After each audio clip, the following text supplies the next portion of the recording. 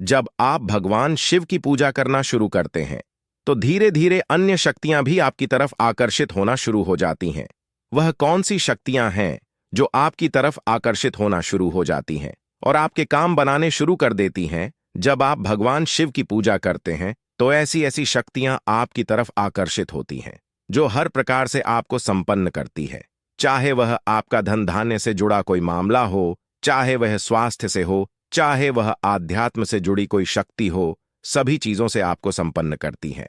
जब आप भगवान शिव की पूजा शुरू कर देते हैं, भगवान शिव के साथ सभी देवी देवता चलते हैं और भगवान शिव ही एक ऐसे देव हैं जो सभी के लिए पूजनीय हैं। चाहे वह देवता हो, चाहे वह मनुष्य हो, चाहे वह दानव हो, कोई भी हो, सभी भगवान शिव को पूजते हैं क्योंकि भगवान शिव सभी को एक समान दृष्टि से देखते हैं और अपने भक्तों पर प्रसन्न होकर उन्हें वरदान भी देते हैं। भगवान शिव के साथ बहुत सी शक्तियां चलती हैं। जब आप भगवान शिव को नित्य स्नान कराते हैं, उनके ओम नमः शिवाय मंत्र का नित्य जाप करते हैं, तो भगवान शिव की कृपा से, उनके मंत्र जाप से ऐसी ऐसी शक्तियां आपके साथ चलने लगती हैं जो आपके समस्त कार्यों को बनाती हैं।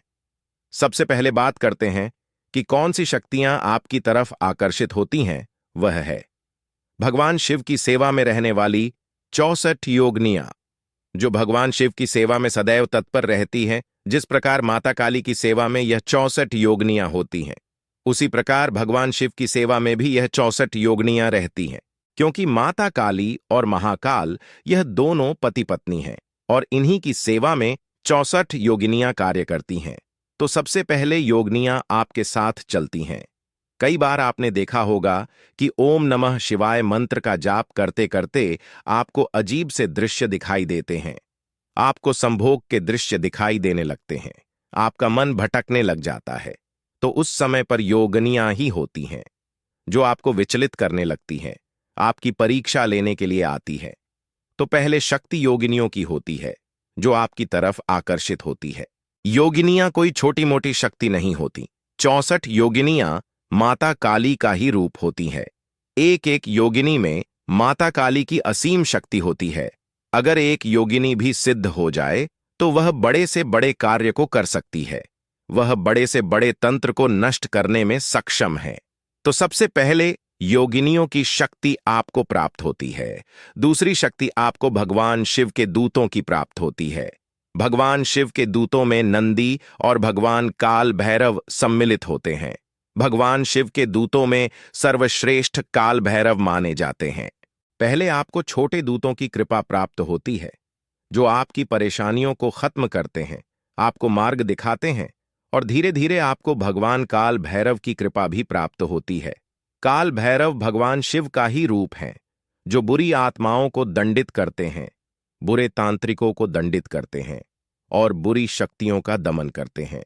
इसीलिए भगवान शिव की उपासना करने वाले को काल भैरव की शक्ति भी प्राप्त होती है। तीसरा, उस व्यक्ति को प्रभु श्री राम की कृपा भी प्राप्त होती है, क्योंकि भगवान शिव के आराध्य प्रभु श्री राम हैं और प्रभु श्री राम के आराध्य भगवान शिव हैं। दोनों एक दूसरे के पूरक हैं।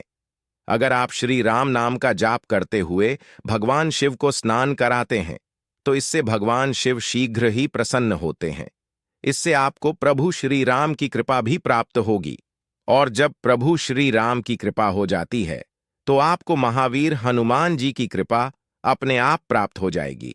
और वैसे भी महावीर हनुमान भगवान शिव के ही अंशावतार हैं और हनुमान जी समस्त भूत प्रेत बुरी शक्तियों को नष्ट करने वाले महाबली हैं।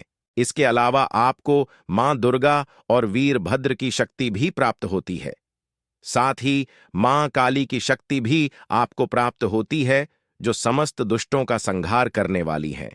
तो यह वह शक्तियां हैं जो भगवान शिव के उपासक के पास अपने आप ही आ जाती हैं और उनके कार्यों को बनाने लगती हैं। ओम नमः शिवाय।